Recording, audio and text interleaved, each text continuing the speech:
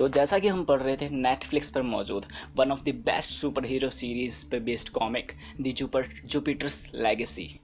तो हम इसका एक इशू पहले ही पढ़ चुके हैं। आई बटन पे उसकी लिंक फ्लैश हो रही है जिसमें हमने देखा था कि इन लोगों को पावर कैसे मिली। अगर नहीं देखा तो पहले जाके उसको देखो वरना समझ में नहीं आएगा, और अगर देख लिया है तो देर किस बात की।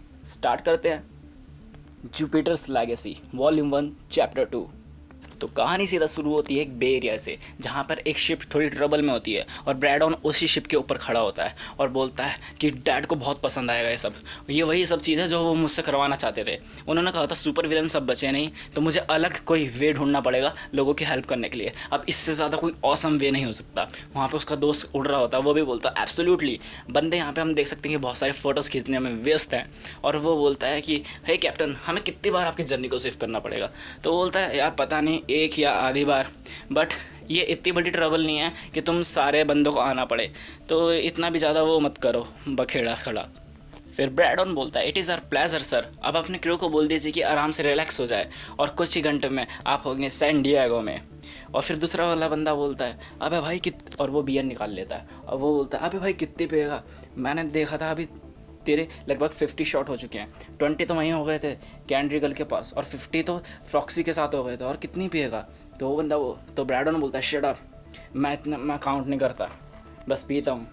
तभी शिप पलटने लगती है और वो बोलता है अबे देख तूने क्या करवा दिया, हम ऑफ बैलेंस हो रहे हैं, अब इसको हॉरिजॉन्टल करने की कोशिश कर। अब सारे बंदे हड़बड़ा जाते हैं शिप पर जो भी होते हैं। अब शिप फ्लिपिंग होने लगती है। अब शिप कुछ ज़रूरत से ज़्यादा ही पलट जाती है, उसके अंदर जो भी कंटेनर रखे होते हैं वो सारे पलटने लगते हैं। तो ब्रैडन का भी दिमाग ख़राब होने लगता है, उसको समझ नहीं आता कि क्या करें। यहाँ पे कैप्टन की भी हालत बहुत ज़्यादा पतली हो जाती है। और फिर तभी जैसे ही वहाँ के कंटेनर गिरने लगते हैं तो वहाँ पर आता है हमारा यूटोपियन, और वो कैप्टन उससे बोलता है कि कैप्टन सॉरी, अब आगे का काम मैं संभाल लूँगा। और उसको देख के बोलता है लगता है तुमने ड्रिंक करी हुई है। और कैप्टन उसको थैंक यू बोलता है। शेरडॉन बोलता है थैंक गॉड आप आ गए डैड। तो वो बोलता है शट अप, तुमने सोचा भी है तुमने लगभग सारे लोगों को मार दिया था यहाँ पर लोगों को, और मैं अगर नहीं आता पेट्रोलिंग के लिए तो बहुत ज़्यादा कांड हो जाता। तो बोलता है take a chill pill dad, हमने अब सब सही कर लिया है। बोलता सही कर लिया, अब तुमने इतनी ज़्यादा पी हुई है कि एक सेंटेंस भी ढंग से नहीं बोल रहे हो, और तुम्हारी वजह से कितनी ज़्यादा प्रॉब्लम कॉज हो रही है यहाँ पर, तुम्हें कुछ पता है। और फिर वो शॉक वेव को बोलता है कि मैंने तो तुमसे बहुत अच्छा एक्सपेक्ट किया था शॉक वेव, और तुम्हारे ग्रैंडफादर अगर ये देखते ना तो वो दोबारा मर जाते।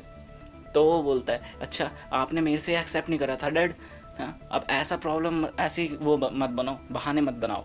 और आपकी प्रॉब्लम क्या है, आप गुस्सा तब भी होते हो जब मैं सुपर हीरो का रोल प्ले नहीं करता, और आप अभी भी गुस्सा हो। तो बोलता है मेरी प्रॉब्लम यह है कि तुम काम ढंग से नहीं कर रहे, मुझे तुम पर अशेम होता है, तुम्हारे बिहेवियर पर, तुम्हारी डिस्गस्ट होता है तुम्हारी सेलिब्रिटी पर, जो तुमने एक लाइफ चूज़ करी हो उस पर। और फिर वो लोगों को वहाँ से बाहर जाने के लिए कहता है और बोलता है कि तुम इस हालत में उड़कर नहीं जाओगे, तुम वहाँ नीचे वेट करो, तुम्हारी मदर कभी किसी भी टाइम पे आती होगी, और मुझे और मौका मत देना तुम्हें अपने फ्रेंड के सामने अशेम्ड करने का। और फिर वो गुस्से में बोलता है पता है प्रॉब्लम क्या है, प्रॉब्लम ये है कि आपने मुझे ऐसा बनाया है। आप जब मुझे आपकी ज़रूरत थी आप मेरे साथ नहीं थे, आप उन सब चीज़ों में बिजी थे जैसे कि ट्रीज से किटन्स को बचाने का, और जितनी भी चीज़ है ना आप you failed it dad, you failed it. तो बंदा मतलब शर्मा के मतलब सैंटियो के बोलता है नो ब्रैडन, आई थिंक मुझे इस बात की चिंता है कि मैंने तुम्हारी सिस्टर को भी फेल्ड कर दिया, I failed your sister too. अब अगला सीन शिफ्ट होता है एक हॉस्पिटल में लॉस एंजलिस के, जहाँ पे कोरी होती है भर्ती। तो फिर वो डॉक्टर उससे बोलती है कि मैं ऑब्री मैन हूँ, तुम मुझे सुन सकती हो, मुझे लगता है कि तुमने दोबारा किसी चीज़ को ओवरडोज ले लिया है। तो वो बोलती क्या, तो वो बोलती है हाँ कि तुम्हारे फ्रेंड तुम्हें 4 बजे यहाँ पे उड़ा के लेके आए थे, और तो उन्होंने बोला था तुमने कुछ एलियन सब्सटेंस निकल लिया है, और हमने बहुत देर तक काम करा, तुम्हारे चेस्ट ने काम करना बंद कर दिया था 9 से 10 मिनट के लिए। फिर तुम्हारी मॉम ने हेल्प करी हमारी कि सुई को इंजेक्ट करने में तुम्हारी बॉडी में। तो वो बोलती क्या मेरी मॉम को ये पता चल गया? तो वो बोलती है मुझे तो लगता है पूरी दुनिया को ये पता चल गया, क्योंकि आधे वर्ल्ड की मीडिया तो बाहर ही खड़ी है तुम्हारे बारे में जानने के लिए, बट टेक केयर बेबी, तुम ठीक हो जाओगी। और उन्होंने कहा कि तुम दोनों अच्छा कर रहे हो। तो वो बोलती क्या दोनों, किस बारे में बात कर रही हो तुम? तो वो बोलती है ओह सॉरी, मुझे लगा तुम्हें इस बारे में पता होगा। फिर वो उसको सब कुछ बताती है कि उसके ब्लड और यूरिन एनालिसिस में क्या क्या प्रॉब्लम थी। तो वो बोलती है कि तुमको यहाँ पर लगभग ऐसे ही 1-2 वीक 11 वीक्स तक रहना पड़ेगा। तो बोलती क्या आप श्योर इस बारे में? तभी वहाँ पे सिक्योरिटी को इधर उधर करते हुए जूलिस आता है। उसको सब रोकने की कोशिश करते हैं बट वो बोलता है कि मैं विजिटर नहीं हूँ, मैं तुम्हारा कज़न हूँ। और आके बोलता है कोहली तुम इन लोगों से बोलते क्यों नहीं कि मैं कोई विजिटर नहीं हूँ, बस तुम्हारा कज़न हूँ, तुम्हें गिफ्ट देने के लिए आया हूँ। तो बोलती है नहीं अभी नहीं यार, नॉट अ गुड टाइम। और फिर वो बोलता है कि क्या मैटर क्या तुम्हारे साथ, बस मैं तुमसे मिलने ही तो आया हूँ। तो वो बोलती है आई सेड नो नो जूलिस, मतलब बहुत ज़ोर से चिल्ला के, जिससे सब कुछ टूट जाता है उस कमरे में। मतलब जो भी चीज़ होती हैं सब बिखर जाती हैं। फिर वो बंदा गुस्से में वहाँ से चले जाता है और फिर डॉक्टर उसको संभालते हुए उसको सारी चीज़ें बताती है और उसको कंट्रोल में लाती है। अब सीधा सीन शिफ्ट होता है लॉन्ग बीच की तरफ, जहाँ पे 2 बंदे एकदम हड्डे कट्टे बंदे एक बंदे से बोलते ओह ये तो एक पावर रॉड है, क्या मैं इसे ले सकता हूँ? फिर दूसरा बंदा बोलता है उसी बंदे से कि हमने तो सुना था कि तुम वापस टाउन में आ चुके हो और हमें ये नहीं पता चला कि तुम इतने बड़े स्टूपिड हो कि यहाँ पे ओल्ड वाटर होल में मिलोगे हमें। और वो बोलता है तुम भूले तो नहीं होगे कि तुमने एक बड़े से आदमी से एक हीरोइन का बॉक्स लिया था लास्ट क्रिसमस पे? तो बोलता है ऑफ कोर्स नॉट यार, अब तुमने सोच भी कैसे लेके मैं उसके लिए पे करूँगा? तो वो बोलता है कि अब वो बिग मैन ने हमें प्राइज़ दिया है, तुम्हारे ऊपर $100 का प्राइज़ है और अगर हमने तुम्हें यहीं पे पेल दिया तो 50-50 हम दोनों को मिलेंगे, मुझे और मेरे भाई को। तो अब क्या करोगे तुम? बेवकूफ़ मत बनना, क्योंकि हमने सब चीज़ें झेली हुई हैं, स्ट्रेंथ, स्पीड, सोनिक स्किन्स और ऑप्टिक ब्लास्ट। फिर दूसरा वाला बोलता है अच्छा तुमने कभी ये नहीं बताया तुम इस पावर रोड को क्या करते हो, हैं क्या बोलोगे इसके बारे में? तो वो बोलता है शार्क इन्फेस्टेड वाटर। बंदा बोलता है क्या? और इस सीन में हम देख सकते हैं कि उसने उस बिग बॉस के साथ में क्या करा था, उसके अंदर एंकर डाल दिया था और लिटरली उसको शार्क खा रही थी, मतलब ब्रूटल। फिर वो रॉड चमकती है और वो लोग वहाँ से डर के भाग जाते हैं। और इधर हम देख सकते हैं कि क्लो जो गेटअप चेंज करके आई है यहाँ पर, और उन दोनों के हाथों के बीच कुछ ऐसा हो रहा होता है। और अगला सीन शिफ्ट होता है सीधा सेंटा मोनिका में, और यहाँ पे ये दोनों कर रहे होते कुछ तुम्हें क्या है, तुम तो कॉमिक पढ़ोगे। फिर बंदा बोलता है कि सबसे ज़्यादा बेकार बात जो ड्रग ओवरडोज की वो पता है क्या है? The embarrassment factor. तो वो बोलती है कि जो लोगों ने कहा था कि तुमने सुसाइड कमिट करने की कोशिश करी है, और सच बताऊं तो जो सबसे बेकार फैक्टर है जो मेरी लाइफ का, वो ये था कि मेरा स्ट्रेस बहुत ज़्यादा बढ़ चुका है और लिटरली मेरी चैरिटी बॉल भी कोई हेल्प नहीं कर पाता। मुझे सबसे बेकार तब लगता है जब लोग मुझे वेलिकस कहते हैं। इन लोगों की प्रॉब्लम क्या है यार, इतने जेन्युइन सुपर पावर तो है इन लोगों के पास, फालतू में स्ट्रेस ले रखे हैं ये लोग, चू कहीं के। हाँ, तो फिर बंदा बोलता है कि मेरी जो सबसे ज़्यादा बेकार चीज़ थी ना, वो ये थी कि मैं तुम्हें देख नहीं पाता था। फिर वो लोग बोलती है कि अब ये इतना ईजियर भी नहीं होने वाला है, क्योंकि मेरे एडिक्शन कंसल्टेंट ने कहा है कि मुझे मेरे पेरेंट्स के साथ रहना पड़ेगा फॉर द नेक्स्ट 3 मंथ्स, मतलब अगले और 3 महीनों तक मुझे उनके साथ बंद के रहना पड़ेगा। तो वो बंदा बोलता है क्या तुम मना नहीं कर सकती हो? तो वो बोलती है नहीं यार, मैं एडवर्टीज़मेंट कॉन्ट्रैक्ट के साथ बंधी हुई हूँ, और अगर तुम मेरी मॉम से मिलोगे तो तुम्हें पता चलेगा कि वो ऐसी औरत हैं जिनको कोई ना नहीं कह सकता। फिर ये बंदा करते हुए बोलता है कि कभी कभी तो मुझे लगता है कि मैं बस एक एक्ट हूँ तुम्हारे रेवलेशन का against your mother and father. तो बोलती है देखो कौन बोल रहा है, जिसके बाप खुद एक बहुत टाइम के बड़े सुपर विलन रह चुके हैं। फिर बंदा और करते हुए बोलता है कि तुम्हें बुरे लड़के बैड बॉयज़ पसंद है और मुझे सुपर गर्ल्स पसंद है, किसी को हमारे ऊपर लेटर लिखना चाहिए। तो वो और ज़्यादा सैंटी हो जाती है।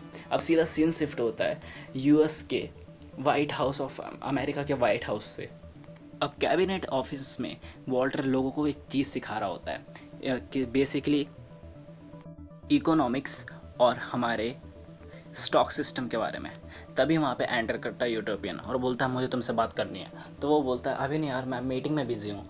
तो वो बोलता है आई सेड प्लीज़। तो वो बोलता है सॉरी जेंटलमैन्स, बट ये ऐसा आदमी है जिस पर मेरी फिज़िकल पावर काम नहीं करती है, तो मुझे जाना पड़ेगा। वॉल्टर बोलता है, अगर तुम मुझे बेवकूफ़ दिखाना चाहते थे लोगों की नज़रों में तो मुबारक हो, तुमने अपना काम कर दिया है। तो वो बोलता है कि क्या तुम क्या कर रहे थे वहाँ पे?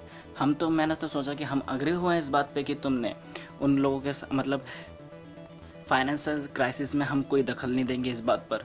तो वो बोलता नहीं, तुम अग्री हुए थे शेल्डन इस बात पे। मैंने तो रेस्क्यू करने की कोशिश करी थी ग्लोबल इकोनॉमी को, और ये गाइस इनमें दम था, और मैंने इनको बताया था कि मेरे पास कुछ आइडियाज़ हैं जिन पर हमने ब्लूप्रिंट पे जिस पे काम कर रहे थे, जो कि तुमने बिगाड़ दिया। तो वो बोलता है क्या? तो वो बोलता है कि हमारे पास एक पूरा वर्क प्लान था 600 पेजेस का, जो तुमने पूरा ख़राब कर दिया, जिसमें सब कुछ था, wealth creation, detailing, a brand new economic infrastructure, सब कुछ। और ये पूरी दुनिया एक स्विच बॉक्स की तरह है, और जिसमें हम बस कुछ दिनों की मेहमान थी, जो गरीबी थी और जो अनएम्प्लॉयमेंट थी वो बस। तो वो बोलता तुम बेवकूफ़ हो बे, अब तुम क्या सोचते हो, तुम एक्सपर्ट से ज़्यादा अच्छा कर लोगे? तो वो बोलता है एक्सपर्ट्स ने हार मान ली थी शेल्डन, और अब हमारे पास वो है जो हम कर सकते हैं सब कुछ, क्योंकि ये सिस्टम पूरी तरह से फॉल होता जा रहा है। तो बोलता है सिस्टम फॉल नहीं हो रहा, बस वो अपनी साइकिल के एक लो पॉइंट पे है, और कुछ टाइम पे अपने असली पॉइंट पे वापस आ जाएगा। तो अच्छा, तुम क्यों सोचते हो ऐसा? क्योंकि तुम्हारी जो ओल्ड थिंकिंग है उसकी वजह से यार ज़माना बदल चुका है, अब तुम्हें अलग तरीके से सोचना होगा। तो यूटोपियन बोलता है नहीं, ये ऐसा इसलिए क्योंकि तुम सोचते हो कि तुम बहुत ज़्यादा स्मार्ट हो, बट तुम हो नहीं। अब जैसा मेरा भाई, मैं तुम्हें हमेशा से प्यार करता हूँ, तुम मेरा भाई हो, बट तुम में बहुत ज़्यादा ईगो है, और मैं तुम लोगों को डराने नहीं दे सकता, और ना ही उनको हैंडल करने दे सकता हूँ तुम्हारे द्वारा। तो अब जाओ, सिस्टम ऐसा ही काम करेगा, जाके उन लोगों को बोलो कि ये सारी एक कोरी बकवास थी, और जो गवर्नमेंट को करना है अब वो करे। तो बोलता है क्यों? बोलता है क्योंकि मैंने कहा। तो फिर वो बोलता है अब, और तुम बोलते कि तुम्हारे बच्चे तुमसे इतना चिढ़ते क्यों? तो बंदा थोड़ा सैड हो जाता है और बोलता है तुम्हें जैसा बोला है वैसा करो बस। अब सीन सीधा शिफ्ट होता है वेस्ट हॉलीवुड के एलिसियम में। एलिसियम तो मूवी थी ना। यहाँ पे सेल्डन पागलों की तरह पैक पे पैक लगाया जा रहा है, और तभी वहाँ पे वाटर होता है, और वो बोलता है तुम क्या कर रहे हो ब्रैडन, लोग तुम्हें भड़का रहे हो, तुम बस पियो जा रहे हो। तो वो बोलता है कि कुछ नहीं अंकल, बस मुझे इसकी आदत हो गई है, और मुझे बहुत बेकार लगता है जब वो मुझे कंपेयर करते हैं किसी के सामने। मैं उनके जितना स्मार्ट नहीं हूँ, मुझे पता है कि वो सबसे ज़्यादा स्मार्ट हैं, बट मैं कभी उनके जैसा परफेक्ट एग्जाम्पल नहीं बन सकता। तो वो बोलता है कि यार मुझ पर विश्वास करो, तुम्हारे डैड परफेक्ट नहीं है, और मैं ऐसा इसलिए कह सकता हूँ कि मैं उनके साथ शुरू से हूँ। वो बस ऐसा बंदा है। तो वो बोलता है कि मुझे उनसे शुरू से नफरत है, मैं जानता हूँ कि वो मेरे फादर हैं, मुझे उनसे प्यार होना चाहिए, बट जिस वे में वो मेरा कंपैरिजन करते हैं मुझे उनसे नफरत हो चुकी है। तो वो बोलता है तो कुछ करो उसके बारे में। तो बोलता है क्या? तो वॉल्टर बोलता है कि तुम पहले बंदे नहीं हो जो इससे ये सब इसका एटीट्यूड झेल रहे हो, मैं तो कई सदियों से ये सब झेलता आया हूँ, मेरे भाई, मेरे भतीजे। और वो बोलता है फिर कि ये कंटिन्यू एक सीवर में है, और उसने हमारे हैंड बांध के रख दिए हैं उस सीवर को साफ़ करने के लिए, और तुम लोगों से पूछ के देख लो, सब यही चाहते हैं to see him take a tumble. तो बोलता है क्या ये सही होगा अंकल? तो वो बोलता है कि चलो, तुम जानते हो कि तुम्हारी अभी जगह क्या है इस कम्युनिटी में, चलो मैं एक क्वेश्चन तुमसे पूछता हूँ, अगर तुम्हारे डैड फॉल हो जाते हैं तो क्या तुम सब चीज़ करोगे वो जो तुम कर सकते हो? तो वो बोलता है आर यू सीरियस? तो वो बोलता है इससे पहले मैंने बहुत लोगों से बात करी यार, और जो उसमें जो सबसे अच्छा नाम निकल के आया वो हो तुम, और तुम ही वो बंदे हो जो अपने डैड को फिजिकली चैलेंज कर सकते हो, बट तुम क्या कर सकते हो? सो तुम ये कैसे करोगे? To be continued. तो चाचा जी भड़का रहे हैं, चचा, ओ अब शब्द वाले चचा। तो इसी के साथ ख़त्म होता है हमारा Jupiter's legacy chapter 2 of volume 1। तो यार लिटरली यार बहुत ज़्यादा बड़े बड़े डायलॉग्स हैं इसके, कुछ ज़रूरत से ज़्यादा ही डायलॉग्स हैं इसमें। जितनी है ना, मतलब नॉर्मल कॉमिक्स 10 मिनट में ख़त्म होती है, इसको 20 मिनट लग रहे हैं ख़त्म होने में। और देखा जाता है यार कॉमिक्स के हिसाब से ये कुछ ज़्यादा ही बोल्ड है, और हमारे इंडिया में क्या माना जाता है, कॉमिक तो सिर्फ बच्चों के लिए होती हैं। अरे कौन सा बच्चा ऐसी चीज़ देख के अपने आप को कंट्रोल कर पाएगा भाई? So I hope you liked it because I do. So next episode में मिलेंगे इसके एक और नए चैप्टर के साथ, चैप्टर नंबर 3। तो तब तक स्टे ट्यून्ड विद अस, और ज़्यादा कॉमिक्स के लिए इस चैनल को एक बार चेकआउट करो। बहुत सारी कॉमिक्स तुम्हारे लिए पहले ही अरेंज्ड है, और भी ज़्यादा न्यू अपडेट्स के लिए चैनल को अभी सब्सक्राइब करो, और वो होगी तुम्हारी तरफ से हमारे लिए एक मोटिवेशन जो इतना सब कुछ कर रहे हैं। और हाँ, लाइक करना बिल्कुल मत भूलना, कमेंट करो जैसा भी तुम्हें लगा हो, और इस कॉमिक की लिंक डिस्क्रिप्शन में, वहाँ पे डाउनलोड करके तुम खुद भी पढ़ सकते हो। और अगली कॉमिक कौन सी चाहिए ये कमेंट करना है तो कर दो, अभी कर दो। और हाँ, शेयर करना मत भूलना, क्योंकि जितने ज़्यादा लोग होंगे उतना ज़्यादा मज़ा आएगा। तो जस्ट बाय।